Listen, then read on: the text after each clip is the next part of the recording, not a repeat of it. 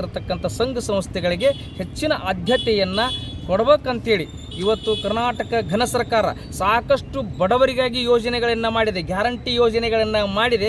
ಹಾಗಾಗಿ ನಮ್ಮ ಕಲಾವಿದರಿಗೂ ಕೂಡ ಒಂದು ಗ್ಯಾರಂಟಿಯನ್ನು ಕೊಡಬೇಕು. ನೀವು ಕಲಾ ಸೇವೆಯನ್ನು ಮಾಡಿರಿ, ಈ ಕಲೆಯನ್ನು ಉಳಿಸ್ರಿ, ನಾವು ಯಾವತ್ತು ನಿಮ್ಮ ಬೆನ್ನು ಹಿಂದೆ ಇರ್ತೀವಿ ಅಂತಕ್ಕಂಥ ಮಾತನ್ನು ಕರ್ನಾಟಕದ ಸರ್ಕಾರದ ಸನ್ಮಾನ್ಯ ಶ್ರೀ ಮುಖ್ಯಮಂತ್ರಿಗಳು ಹಾಗೂ ನಮ್ಮ ಕನ್ನಡ ಮತ್ತು ಸಂಸ್ಕೃತಿ ಇಲಾಖೆಯ ಸಚಿವರು ನಮ್ಮ ಕಲಾವಿದರಿಗೆ ಭರವಸೆಯನ್ನು ಕೊಡಬೇಕು ಅಂತೇಳಿ ನಾವು ತೀವ್ರವಾಗಿ ಅವರಲ್ಲಿ ಮನವಿಯನ್ನು ಮಾಡ್ತೀವಿ. ನಾನು ಜಾನಪದ ಕಲಾವಿದೆ ಶ್ರೀಮತಿ ಪವಿತ್ರ ಜಕ್ಕಪ್ಪನವರಂತ. ಬಂಧುಗಳೇ, ಇವತ್ತು ಕರ್ನಾಟಕ ಸರ್ಕಾರ ಸಾಕಷ್ಟು ಯೋಜನೆಗಳ ಮೂಲಕ ಜನರಿಗೆ ಅನುಕೂಲಗಳನ್ನು ಮಾಡಿಕೊಟ್ಟಿದೆ.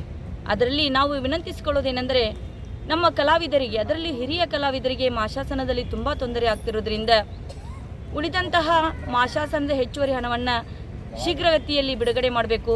ಹಾಗೆ ಮಾಶಾಸನಕ್ಕೆ ಅರ್ಜಿಯನ್ನು ಹಾಕುವಂತಹ ವಯೋಮಿತಿಯನ್ನು 58 ವರ್ಷದಿಂದ 50 ವರ್ಷಕ್ಕೆ ಇಳಿಕೆ ಮಾಡಬೇಕು.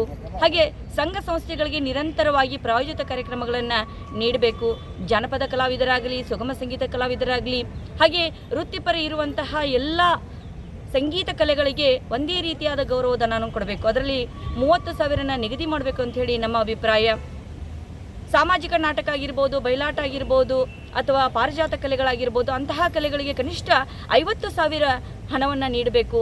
ಹಾಗೆ ಉಳಿದುಕೊಂಡಂತಹ ಪ್ರಾಯೋಜಿತ ಕಾರ್ಯಕ್ರಮದಲ್ಲಿ ಸ್ಥಳೀಯ ಕಲಾವಿದರನ್ನು ಬಳಸಿಕೊಳ್ಬೇಕು ಅಂತ ವಿನಂತಿ ಮಾಡ್ಕೋತಾ ಇದ್ದೇನೆ. ಯಾಕಂದರೆ ಎಲ್ಲ ಕಲಾವಿದರು ನೋಂದಾಯಿತ ಕಲಾವಿದರೇ, ಹಾಗೆ ತಮ್ಮ ಸಂಘ ಸಂಸ್ಥೆಗಳನ್ನು ನೋಂದಣಿ ಮಾಡಿದ್ದಾರೆ. ಆದರೆ ಅವರಿಗೆ ಯಾವುದೇ ಕಾರ್ಯಕ್ರಮಗಳು ಸಿಗದೇ ಇರೋದ್ರಿಂದ ಆ ಸಂಘಗಳು ನೆನೆಗುದಿಗೆ ಬಿದ್ದು ಇನ್ನುವರೆಗೂ ರಿನ್ಯೂವಲ್ ಮತ್ತು ಆಡಿಟನ್ನು ಅವ್ರು ಮಾಡಿಸ್ಲಿಕ್ಕೆ ಆಗ್ತಾ ಇಲ್ಲ. ಯಾಕಂದರೆ ಅವರು ಬಡ ಕಲಾವಿದರು ಇರೋದ್ರಿಂದ ಸರ್ಕಾರ ಇದರ ಬಗ್ಗೆ ಗಮನವನ್ನು ಹರಿಸಿ ಅವರಿಗೆ ಶೀಘ್ರದಲ್ಲಿಯೇ ಹಣಕಾಸಿನ ವ್ಯವಸ್ಥೆಯನ್ನು ಮಾಡಿಸಿಕೊಡಬೇಕು.